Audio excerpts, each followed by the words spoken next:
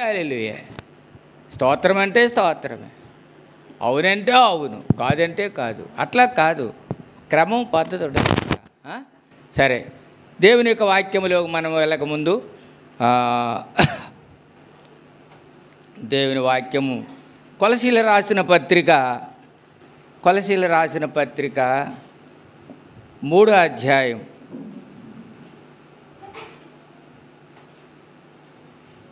కొలసీలు రాసిన పత్రిక 3వ అధ్యాయము 12 నుంచి 15 వచనాలు, 3 వచనాలు అందరము కలిసి చదువుకుందాం.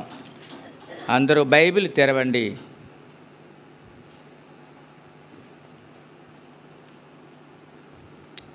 కొలసీలు రాసిన పత్రిక 3వ అధ్యాయము 12, 13, 14, 15 3 వచనాలు చదువుకుందాం. నేను మొదటి వచనం చదువుతాను, అందరూ కూడా కలిసి చదువుకుందాం. కాగా దేవుని చేత ఏర్పరచబడిన వారును పరిశుద్ధులను ప్రియమైన వారికి తగినట్లు మీరు జాలి కలిగిన మనసును, దయాలత్వమును, వినయమును, సాత్వికమును, దీర్ఘశాంతమును ధరించుకొనిడి. ఎవడైనను తనకు హాని చేసినని ఒకడు అనుకుని ఎడల ఒకరికొకడు సహించుచు ఒకని ఒకడు క్షమించుడి. ప్రభు మిమ్మను క్షమించులాగును మీరును క్షమించుడి. వీటన్నిటిని పైన పరిపూర్ణతగాను అనుబంధ సంబంధమైన ప్రేమను ధరించుకుని. 15 క్రీస్తు అనుగ్రహించు సమాధానం మీ హృదయములో ఏలుచుండనియుడి. ఇందుకొరకే మీరొక్క శరీరముగా పిలువబడితే మరియు కృతజ్ఞతులై ఉండు. 17వ వచనం కూడా చదువుకుందాం. మరియు మాట చేత కానీ క్రియ చేత కానీ మీరేమి చేసినను ప్రభువైన యేసు క్రీస్తు ద్వారా తండ్రి అయిన దేవుని కృతజ్ఞతాస్తుతులు చెల్లించుచు సమస్తమైన పేరట చేయుడి. ప్రార్థన చేసుకుందాం. ప్రేమగల తండ్రి పరిశుద్ధుడా, నీ పరిశుద్ధ పాదములకు వందనాలు, స్తుతులు, స్తోత్రాలు చెల్లిస్తున్నాము నాయన. ప్రభా, మీరు మా పట్ల, నా పట్ల మీరు చూపిన ప్రేమ అపారమైనది. దానికి నేనేమి ఎలా చెల్లించగలను ప్రభా? ఏమి లేనివాడును ప్రభా. నీవిచ్చినటువంటి రక్షణ పాత్రను చేతపుచ్చుకొని కృతజ్ఞతా వందనాలు చెల్లిస్తున్నాను ప్రభా. దేవా, ఈ సందర్భంలో సమయంలో ప్రభా, నీ దాసుడునైనా నన్ను నీ సిలువు సాటును మరుగుపరుచుకోతండి. మీ ఆత్మాభిషేకాన్ని దయచేనైనా. నేను పాపిని, అపరాధిని, అయోగ్యుడును, అపాత్రుడు, నిష్ప్రయోజకుడిని, బలహీనుడిని ప్రభా, ధూళిలో దుమ్మెంటి వాడిని ప్రభా. అయినా మీకే వందనాలు చెల్లిస్తున్నాను ప్రభా. సహాయం చేయమని, ఆశీర్వదించమని, ఆది నుంచి అంతవరకు మీరే నడిపించి మీరే మాట్లాడమని, మీ యొక్క వాక్కులను వినడానికి మమ్మలను సిద్ధపరచండి. వినగలిగిన చెవులు, గ్రహించే హృదయాన్ని చూడడానికి కళ్ళు దయచేయమని, ఆది నుంచి అంతవరకు నడిపించి మీరు మహిమ పొందమని యేసుక్రీస్తు నామములో ప్రార్థించి స్తుతించి అడిగి వేడుకొనిచున్నాను మా పరమ తండ్రి. ఆమేన్, ఆమేన్.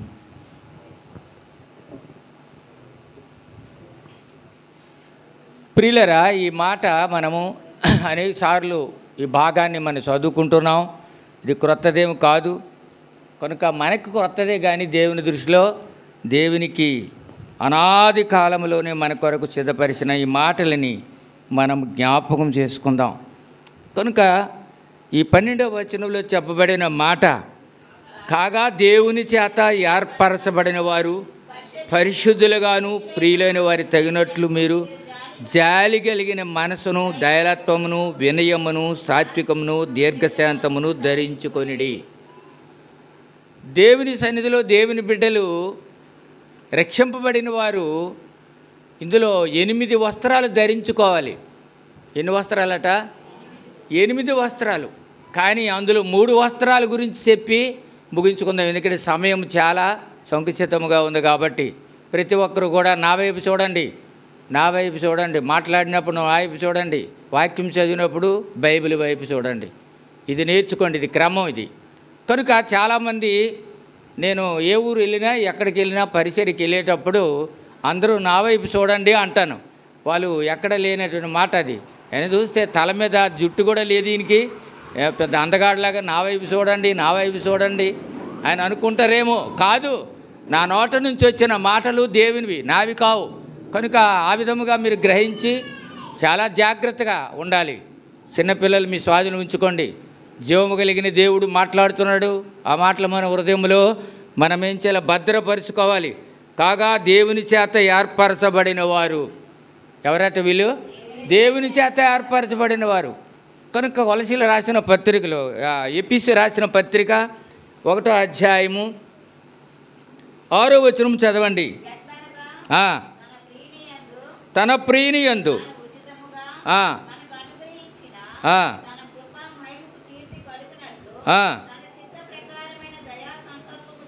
దయా సంకల్పము చేతను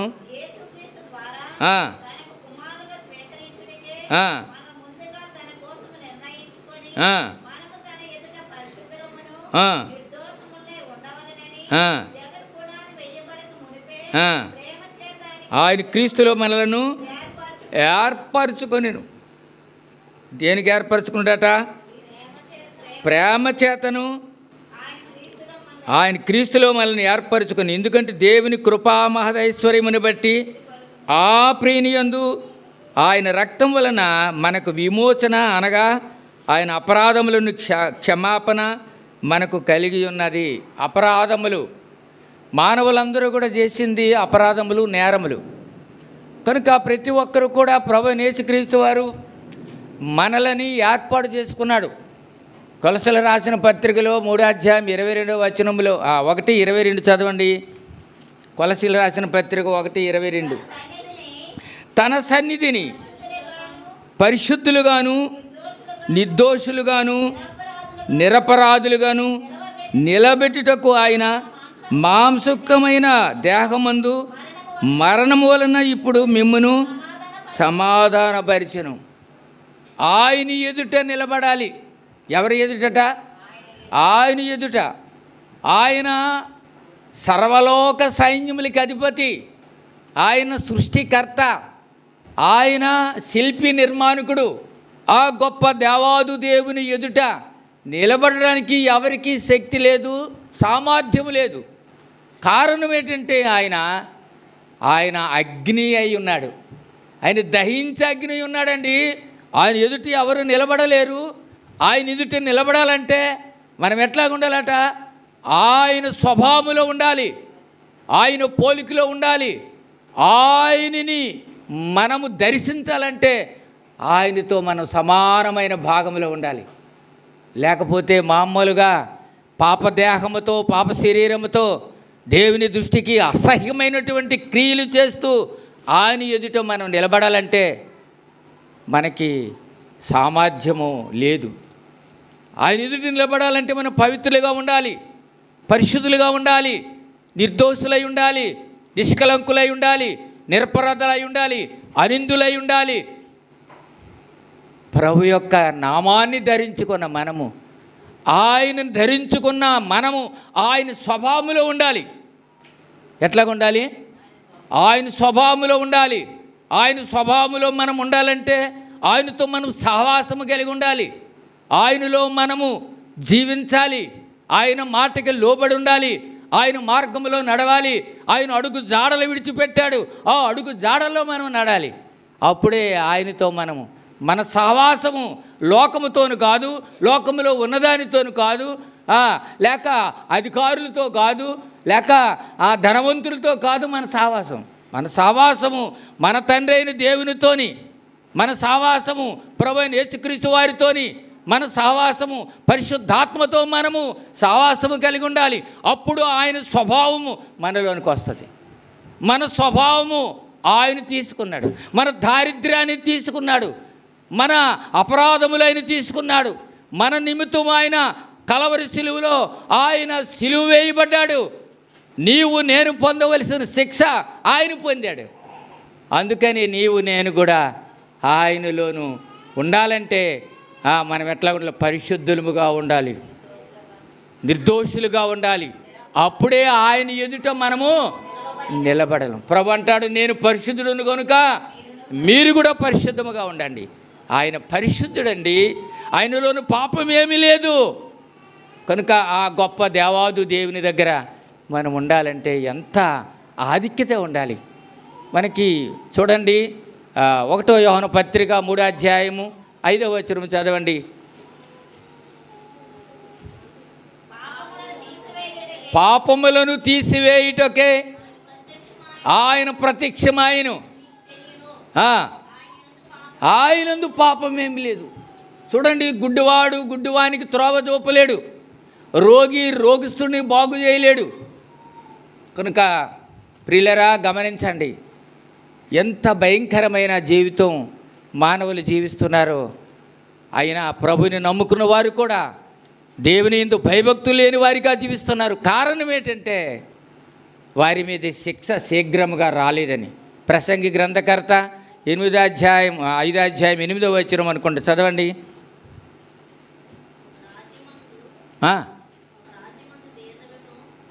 కాదమ్మా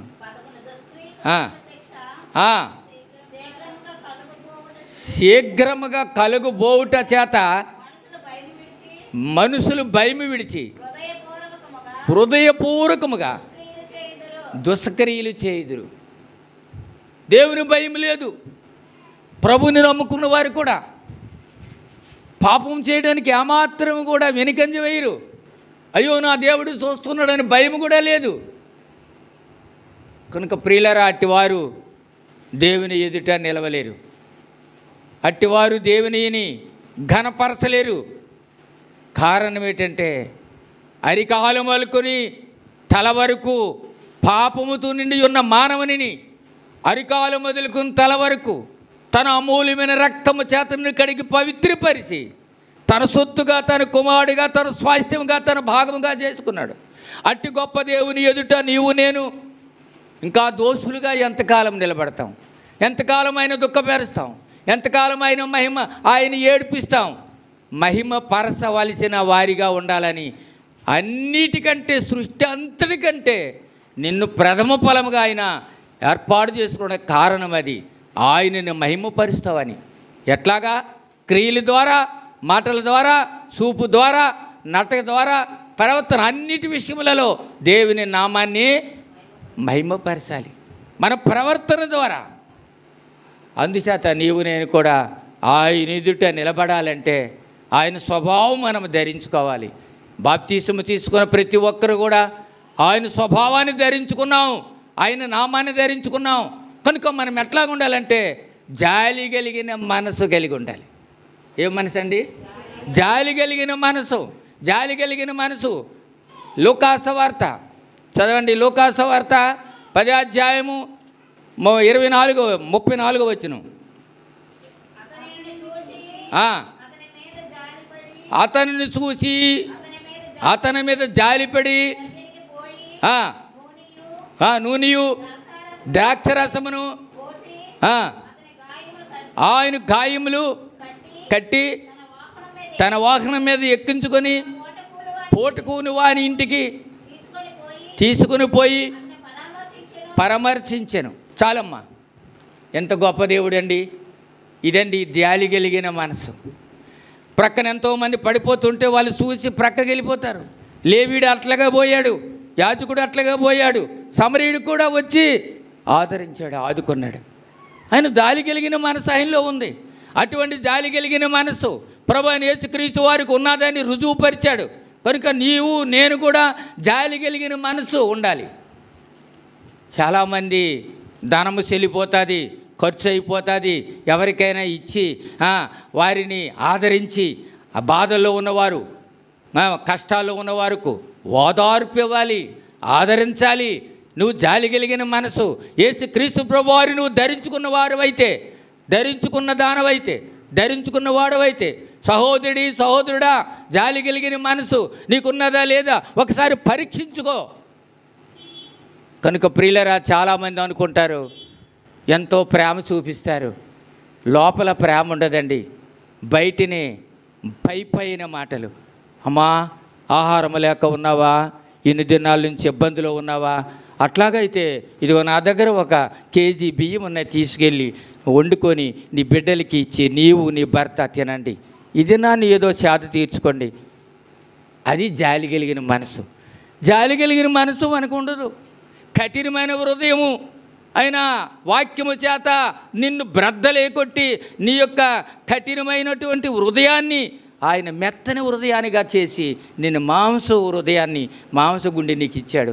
అయినప్పటికి కూడా నీవు ఏమాత్రము జాలి లేదని దేవుని వాక్యం తెలియపరుస్తుంది. కనుక ప్రియులారా గమనించండి, దేవుని యొక్క మాటలు మనం వింటున్నామంటే కాదు, కానీ వినేదానిని ఆ ప్రకారముగా నడుచుకోవాలి. కనుక ప్రియులారా, జాలి కలిగిన మనసు మనకి ఉండాలి. దయాలత్వము ఇది కూడా అందరి ఎడల దయ చూపించేది. ఇటువంటి మరి మనసు లేక సుగుణము కలిగి ఉండాలని దేవునికి ఉద్దేశమైనది.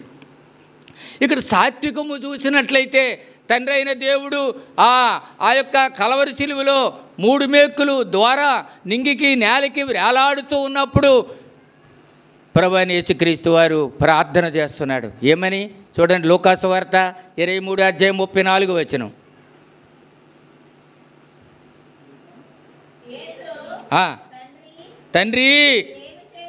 తండ్రి వీరేమి చేయుచున్నారో వీరు ఎరుగురు కనుక వీరిని క్షమించండి.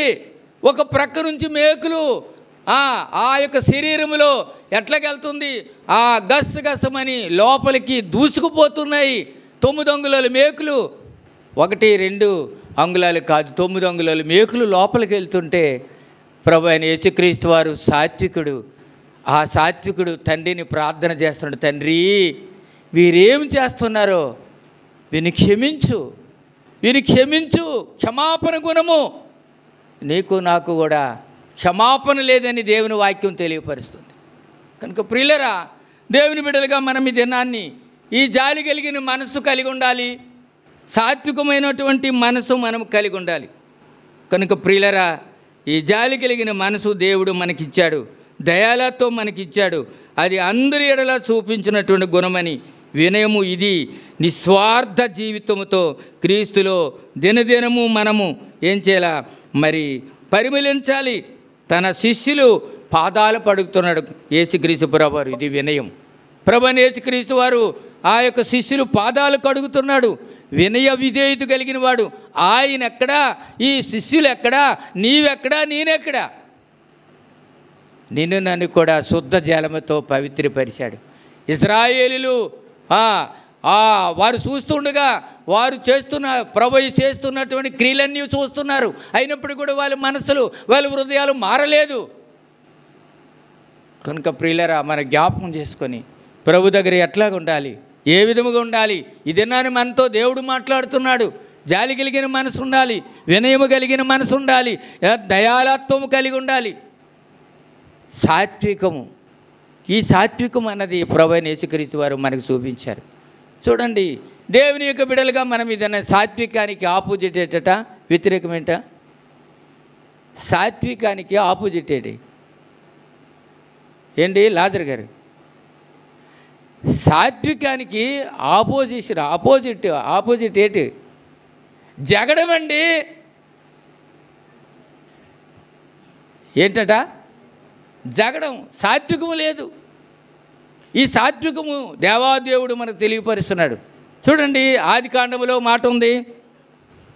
ఆదికాండములు 26వ అధ్యాయము 20-22 చదవండి.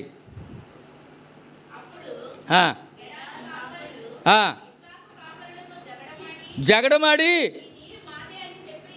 ఈ నీరు మాది. వాళ్ళు బావిలు తవ్వుతున్నారు.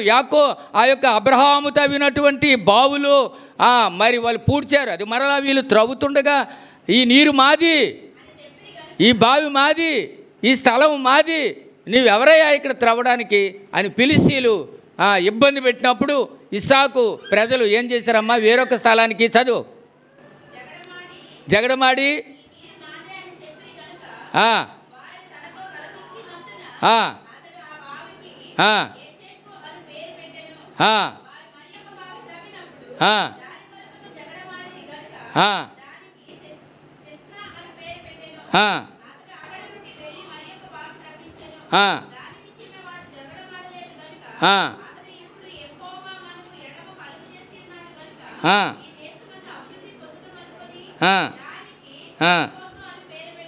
చాలమ్మా. కనుక ఇస్సాకు ఏం చేశాడండి? ఇస్సాకు ఏం చేశాడు? వేరొక బావిది, వేరొక స్థలాన్ని విడిచిపెట్టేశాడు. ప్రియులరా, నేను ఒక సేవకుడు, మాకు తెలుసు, మనందరూ చాలామంది తెలిసి ఉంటుంది. ఆయన ఎలీషా. ఆ ఎలీషా సేవకుడిగా వచ్చాడు.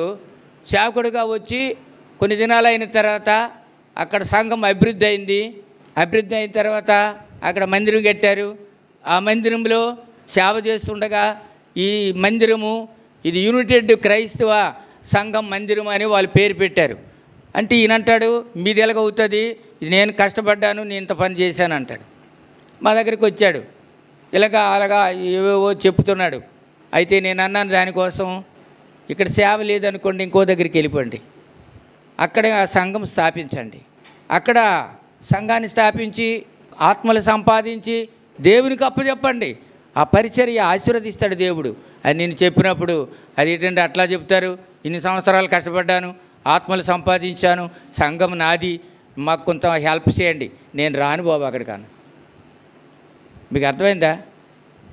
ఇప్పుడు ఇస్సాకు ఏం చేస్తున్నాడు, ఈ భూమి నాది, స్థలము నాది, తర్వాత ఈ బావులు మావి, మా యొక్క కష్టార్థం తవ్వినవి, ఈ దేశంలో మీకు స్థానమే లేదని వారు జగడమాడినప్పుడు ఇస్సాకు జగడమాడలేదు. కానీ ఏం చేశాడమ్మా, అమ్మ అటు చూస్తాను పెట్టి, ఇటువైపు చూడు, నన్ను నా వైపు చూడమన్నగా ఏం చేశాడు, మా ఇంటిలో మా దగ్గర కూడా జగడం జరిగింది.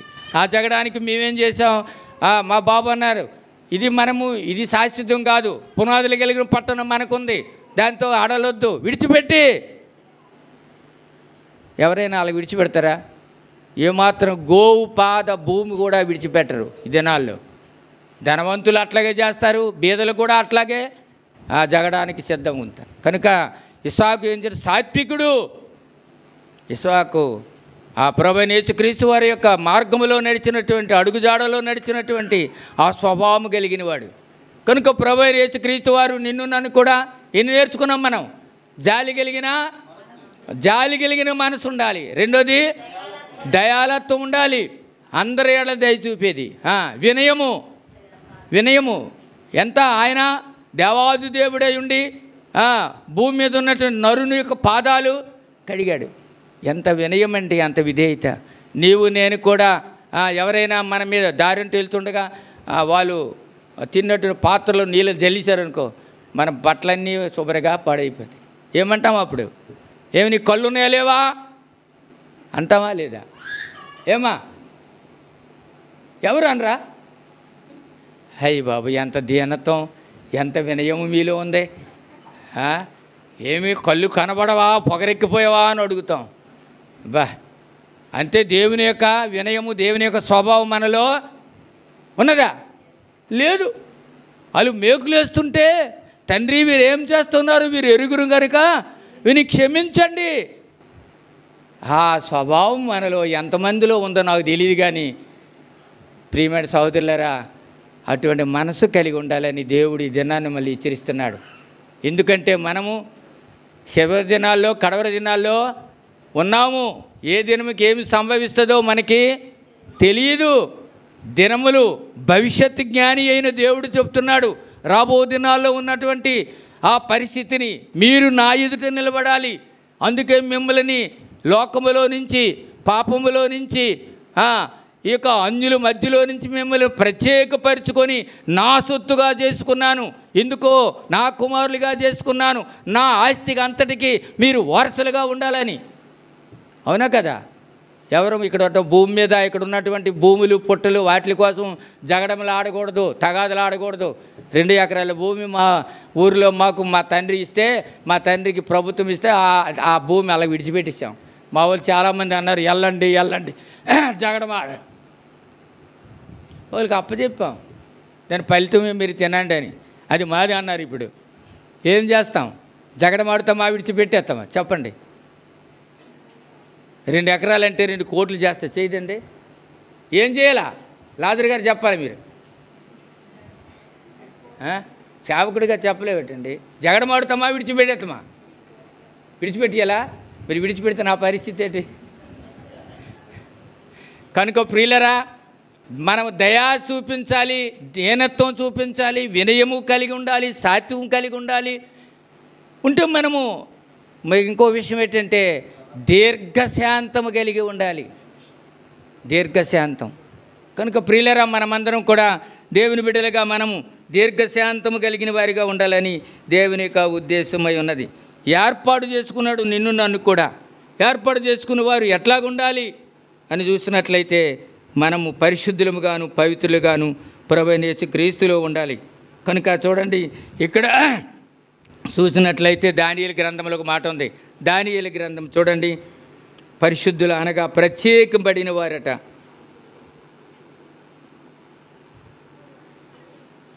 దానియేలు గ్రంథం 10వ అధ్యాయము 11వ వచనం 18వ వచనం కూడా చదవండి. దానియేలు, నీవు బహుప్రియుడు కనుక నీ వద్దకు పంపబడితిని. నీవు లేచి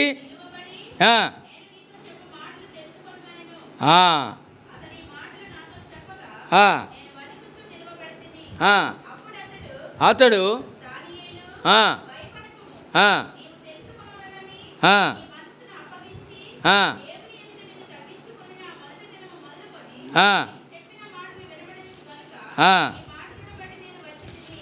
చాలమ్మా, 18వ వచనం కూడా చదువు.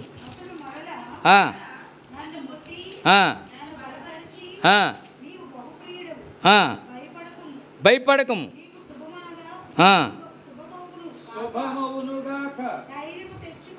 ధైర్యము తెచ్చుకొను.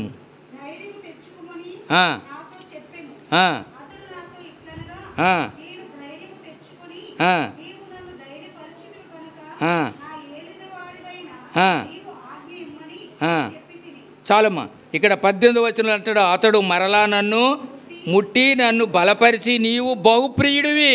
చూడండి, గమనించండి, ప్రభువైన యేసుక్రీస్తు వారు తండ్రి అయిన దేవుడు ఏమని ఆయనని గణపరుస్తున్నాడు. ఈయన నా ప్రియకుమారుడు, ఈయనందు నేను ఆనందించుతున్నాను. ఎవరి వల్ల? మన ప్రభువైన యేసుక్రీస్తు వలన ఆనందిస్తున్నాడట. ఆయన వలన. ఎందుకు? ఆయన అప్పచెప్పిన పని సంపూర్తి చేశాడు. ఆయన అప్పచెప్పిన పని ఆయన తండ్రిని సంతోషపరచడానికి చేశాడు. కనుక నీవు నేను కూడా మన తండ్రి అయిన దేవుని సంతోషపరచడానికి ప్రభువైన యేసుక్రీస్తు వారు, ఈయన నా ప్రియ కుమారుడు, నిన్ను తండ్రి ఏ విధముగా ప్రభువైన యేసుక్రీస్తు వారిని ఆశీర్వదించాడో ఆనందపరుస్తున్నాడో, అదే విధముగా ప్రభువైన యేసుక్రీస్తు వారు నిన్ను నన్ను కూడా తన ప్రియ కుమారుడుగా తండ్రి అయిన దేవుడు ఏమని పిలిచాడు? ఈయన నా ప్రియ కుమారుడు, ఈయన యందు నేను ఆనందించున్నాను. అట్లాగే నీవు నేను కూడా ప్రభువైన యేసుక్రీస్తు వారు కూడా వీళ్ళు నా ప్రియ కుమారులు, నా ప్రియ కుమార్తెలు. వీరు యొక్క నడవడి ప్రవర్తన, వాళ్ళ యొక్క ఆత్మీయ జీవితంలో దినదిన వర్ధిల్లుతుండగా ఆశీర్వాదం పొందిన వారిగా పరలోక రాజ్యానికి వారసులుగా ఉండడానికి వీళ్ళు నా కుమారులుగా నా కుమార్తెలుగా నా యొక్క స్వాస్థ్యానికి హక్కుదారులుగా చేశాను. ఎంత భాగ్యం అండి! తండ్రి ఏ విధముగా కుమారుడిని ప్రేమిస్తున్నాడు, కుమారుడు తన ప్రియులైనటువంటి తన బిడ్డలు తన రక్తము చేత విమోచింపబడిన వారిని ఆ విధముగా ప్రేమిస్తున్నాడు. అందుకే నీవు నేను కూడా ప్రభువైన యేసుక్రీస్తు వారి యొక్క ఆ ఆస్తికి లేక పరలోక పట్టణానికి మనల్ని వారసులుగా చేశాడు. అందుచేత ప్రభువైన యేసుక్రీస్తు వారు ఈయన నా ప్రియ కుమారుడు, బహుప్రియుడు, ప్రియుడు కాదు బహుప్రియుడు, నా ప్రియుడు, నా ప్రియుడు, నా ప్రియుడు, నా ప్రాణప్రియుడు. ఇంకో 3 మాటలు ఉన్నాయి. ప్రియుడు, నా ప్రియుడు. ప్రియుడు వేరు, ప్రియుడు అందరికీ దేవుడు. ఏ బోర్డులో చూడు, ఏ స్కూల్లో చూడు, ఏ కాలేజీలో చూడు, లేకపోతే మన కేంద్రం ఏది? భారతదేశం యొక్క కేంద్రం ఏది? ఢిల్లీలో చూసినా దేవుని పూజించాడు అంటారు. వీళ్ళందరూ పలికే మాట ఏంటట? ప్రియుడు. ఏమని పిలుస్తారండి? ప్రియుడు. వాళ్ళు ప్రియుడు అని పిల్లరు, దేవుడు అంటారు. కానీ దేవుడు అని పిలకండి. ఎప్పుడైనా చెప్తాను, దేవుడు కాదు ఆయన. నీవు నేను నమ్ముకున్న దేవుడు ప్రభువైన యేసుక్రీస్తు వారు అని చెప్పి ఆయన పేరు విడిచిపెట్టేస్తారు. అందరికీ దేవుడే. అర్థమైందా? అన్ని మతాల వరకు, అన్ని వర్గాల వరకు, అన్ని కులాస్తులకి, అన్ని జాతులకి కూడా దేవుడే. కానీ ఏ దేవుడు? ఆయన నీ కొరకు నా కొరకు ప్రాణం పెట్టిన పరమ తండ్రి, ఆయన నా ప్రియ కుమారుడు. కనుక ప్రియులరా, ఇప్పుడు చూడండి, ఇప్పుడు నేను వెళ్ళి బకెట్ నీళ్ళు లోపల పెట్టాను. అరే నీళ్ళు లేవని ఒక్కరు కూడా కనికరం జాలి లేదు. నేను వెళ్ళి ఆ నీళ్ళన్నీ తోడి అవి తీసుకొచ్చి లోపల పెట్టాను. స్త్రీలు బాధపడతారు కదా, కనుక ప్రియులరా, ఎవరికి కూడా బాధ్యత భారం లేదు. దేవుడు చెప్పిన పని ఒక్కటి కూడా చేస్తారా? చెయ్యరు, అంతే. కనుక ప్రియులరు గమనించండి, జాలి కలిగిన మనసు, వినయము, విధేయత, దయాలత్వం, దీర్ఘశాంతం, సాత్వికము, ఇవన్నీ కూడా ప్రభు మనకు అనుగ్రహించాడు. కనుక మనము ఎట్లాగుండాలి? దానియేలు వలె నీవు నేను కూడా పిలువబడాలి. ఈయన నా ప్రియ కుమారుడు, ఈయన నా ప్రియ కుమార్తె. కనుక నీవు నేను కూడా గమనించండి. ఇప్పుడు ఏం చెప్పానట? ఈయన ప్రియుడు, నా ప్రియుడు, నా ప్రాణప్రియుడు. ప్రియుడు అంటే అందరికీ సంబంధించిన దేవుడు అని పిలిచేవారు. నా ప్రియుడు, నా సొంతం చేసుకున్నవాడు, నా సొంతంగా ఉన్నవాడు, నా భర్త, నా ప్రియుడు ఆయన ప్రభువైన యేసుక్రీస్తు వారు. కనుక నా ప్రాణప్రియుడు నా కొరకు ప్రాణం పెట్టాడు. నా ప్రాణము పోగొట్టి నేను మరణించవలసిన ఆ స్థితిని లేక ఆ సంఘటన ఆయన నాకు బదులుగా ఆయన మరణం పొందాడు. నన్ను మరణము నుంచి విడుదల చేశాడు. అందుచేత ప్రభువైన యేసుక్రీస్తు వారు జాలి కలిగిన మనసు కలిగిన వాడు. అర్థమవుతుందండి? కనుక ప్రియులరా గమనించండి, జాలి కలిగిన మనసు ఆయన చేసి చూపించాడు. తండ్రి అయిన దేవుని దగ్గరికి వెళ్ళి, తండ్రి వీరేం చేస్తున్నారు, వీరు ఎరుగురు కనుక వీరిని క్షమించండి. క్షమాపణ బుద్ధి కలిగిన వాడు. నీవు నేను క్షమాపణ మనకుండదు. ఎప్పుడు కూడా ఏనాడుదో కొన్ని సంవత్సరాల క్రితం ఉన్న మాటను జ్ఞాపకం చేసుకొని మనిషి దొరికాడా ఆడు సచ్చాడే లెక్క. ఇక అప్పటి నుంచి వాడుతారు ఈ మాటలు. ఆనాడు నువ్వు చేసావు, ఈనాడు. కనుక మనం ఏం చేయాలట? మరిచిపోవాలి. మనం ఏం చేయాలా? మరిచిపోవాలి. అందుకనే మరి మోసే గారు తన కుమారులకి ఏమని పెట్టాడు? యోసేపు ఏమని పేరు పెట్టాడు? మనసే అని కుమారుడు పుట్టిన తర్వాత మనసే అని పేరు పెట్టాడు. రెండో కుమారుడికి ఎఫ్రాయిము, అభివృద్ధి పొందడం. కనుక మరి మోసే కూడా తన బిడ్డలకి మొట్టమొదటి కుమారుడికి ఏం పేరు పెట్టారు? ఏంటి ఏం పేరు? మోసే కుమారులకి అండి ఎలియాజర్ అని ఒక, తర్వాత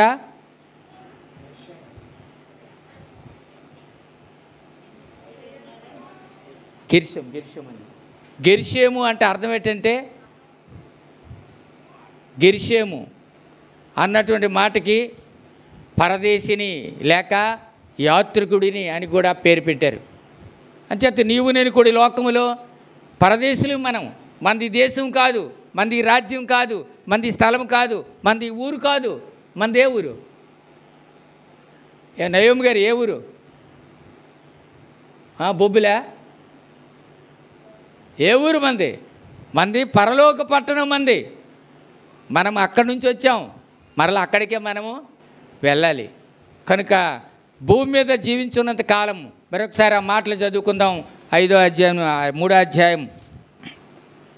3వ అధ్యాయం 12 నుంచి 15 3 వచనాలు. పరిశుద్ధులుగాను జాలి కలిగిన మనసును, వినయమును, సాత్వికమును, దీర్ఘశాంతమును ధరించుకొనిడి. చాలమ్మ. కనుక దేవుడు మనకి అప్పచెప్పిన పని మనము ఈ కొలసీల సంఘానికి అపోస్తలుడు పౌలు తెలియపరుస్తున్నాడు. కనుక ప్రియులరా 1వ అధ్యాయం 22 కూడా చదివి ముగించుకుందాం. తన సన్నిధిని పరిశుద్ధులుగాను, నిర్దోషులుగాను, నిరపరాధులుగాను నిలబెట్టుకు ఆయన మాంసయుక్తమైన దేహమందు మరణం వలన ఇప్పుడు మిమ్మును సమాధానపరిచెను. కనుక ప్రియులరా దేవుని సన్నిధిలో నీవు పరిశుద్ధుడుగా నిలబెట్టుకోవడానికి ఆయన ఏర్పాటు చేసినటువంటి ఏర్పాట్లన్నీ కూడా ఆయన ఎదుట నీవు నిలబడాలి, నేను ఆయన ఎదుట నిలబడాలి. కనుక ప్రియులరా మనము ఈ 3 మాటలు మన హృదయంలో భద్రపరుచుకుంటే చాలు. అప్పుడు మనము మన కొరకు ప్రభు అర్పించినటువంటి ఆ బలిపీఠం వద్దకు వచ్చి ఆ బలలో మనం పాల్గొనాలంటే ప్రభువైన యేసుక్రీస్తు వారు సామాన్యుడు కాదైన ఆయన దేవాది దేవుడు మానవుల కొరకు మానవ అవతారి అయి లోకానికి వచ్చి మానవుల కొరకు ప్రాణం పెట్టాడు. ఆ ప్రాణం పెట్టి ఈ దినాన్ని ఇదిగో నా శరీరానికి సాదృశ్యమైన రొట్టెని, నా యొక్క రక్తమునకు సాదృశ్యమైన ద్రాక్షరసమును నేను త్రాగుతున్నప్పుడల్లా నా మరణ పునరుద్ధానములను జ్ఞాపకము చేసుకోమన్నాడు. నా మరణ పునరుద్ధానములను ప్రచురపరచమన్నాడు. ఆటో డ్రైవర్లు ఎవరైనా మన మధ్యలో ఉంటే వారు కూడా పాసెంజర్లు ఎక్కిన తర్వాత వాళ్ళతో మాట్లాడుతూ, లాంగ్ జర్నీ వెళ్ళే వాళ్ళతో మాట్లాడుతూ, అయ్యా మీరు ప్రభు అయిన యేసుక్రీస్తు వారిని ఎరిగారా, ఎప్పుడైనా విన్నారా, ప్రభు యేసుక్రీస్తు వారిని నమ్ముకోండి అని ఏ డ్రైవర్ అయితే చెప్తాడో ఆయన ఒక బహుమానాన్ని లేక ఒక జీవక్రియటాన్ని సంపాదించుకున్నట్లే. మనము ఎవరమైనా ఒకవేళ మన యొక్క బయటేటా అంతా కూడా తెలిసిపోద్దే మాలక వాళ్ళతో మాట్లాడము. కాలేజీలో స్టూడెంట్లు వస్తారు, కాలేజీలో స్నేహితులతో చెడు మాటలు, పనికిరాని మాటలు, కానిరాని మాటలు ఎన్నెన్నో పుట్లు కొలది మాట్లాడతారు. కానీ యేసుక్రీస్తు ప్రభువు వారి గురించి ప్రకటించరు. స్త్రీలు కూడా వంట చేసిన దగ్గరికి వచ్చినప్పుడు వాళ్ళు కూడా ఎవరైనా నీ దగ్గరికి ఒక ఉల్లిపాయ కానీ లేక ఒక టమాటా కానీ వచ్చినప్పుడు అమ్మా ఇస్తాను, కానీ ప్రభు అయిన యేసుక్రీస్తు వారిని నమ్ముకో తల్లి, ప్రభు అయిన యేసుక్రీస్తు వారి దేవుడు అని 2 మాటలు చెప్పి 2 ఉల్లిపాయలు ఇయ్యు. అలా ఆకలి ఎత్తే కొంచెం భోజనం పెట్టు, వారికి ఏమీ లేకపోతే సహాయం చేయు. అపోస్తలుడైన పౌలు మనకు మాదిరిగా ఉన్నాడు. ఆయన ప్రియులారా గమనించండి, ఆయన కలిగినది యావత్ ఆస్తి అంతా కూడా ప్రజలకు పంచిపెట్టేశాడు. పేదలకి తన శరీరాన్ని కూడా వేయిపరుచుకున్నాడు. ఆయన పై ఉన్న వాటినే చూస్తున్నాడు కానీ భూమి మీద ఉన్న వాటిని చూడలేదు. నీవు నేను కూడా ప్రభు అయిన యేసుక్రీస్తు వారు ఆయన పరలోక రాజ్యము నుంచి దిగి వచ్చాడు. ఆయన నీ కొరకు నా కొరకు ఆయన అడుగు జాడల నుంచి వెళ్ళాడు. ఆ అడుగు జాడల్లో మనము నడాలి. అపోస్తలుడైన పౌలు చెప్తున్నాడు, నేను ప్రభువుని పోలి నడుచుకున్నాను, మీరు కూడా నన్ను పోలి ఏమి నడుస్తున్నామా? నడలేదు. మన నటక టింకర వంకరగా నడుస్తాం. తెలుసు కూడా చక్కగా నడాలి, ఆశ తూస నడాలి, లేకపోతే జారి పడతావు. అర్థమైందా? అడుగులు జారగా నీయక నన్ను రేయింబవలు కాచిన నా ప్రభు, నా బ్రతుకిక నీ నైవేద్యము స్తుతియంతును, నేను ఘనపరుతును, కృతజ్ఞతాస్తుతులు చెల్లింతును. అడుగులు జారగా నీయక నన్ను. కనుక ప్రియులారా, మన అడుగులు జారకుండా కాపాడినటువంటి దేవునికి మనం వందనాలు చెల్లిస్తూ బలలో పాల్గొని, ప్రభువా నేను ఏ యొక్క విషయములలో తప్పిపోయిన నన్ను, జారిపోయిన నన్ను, పడిపోయిన నన్ను నువ్వు పైకి తీసుకుని వచ్చి నీ యొక్క సన్నిధిలో నిలబెట్టడానికి ఎంత కార్యము చేసావా తండ్రి అని దేవునికి వందనాలు చెల్లిస్తూ పశ్చాత్తాపడుతూ పడిపోయిన స్థితి నుంచి దేవుడు లేపడి కనుక ఆయనకు వందనాలు చెల్లించి బలలో పాల్గొందాం. దేవుడు తన మాటలు దీవించును గాక. ఆమేన్.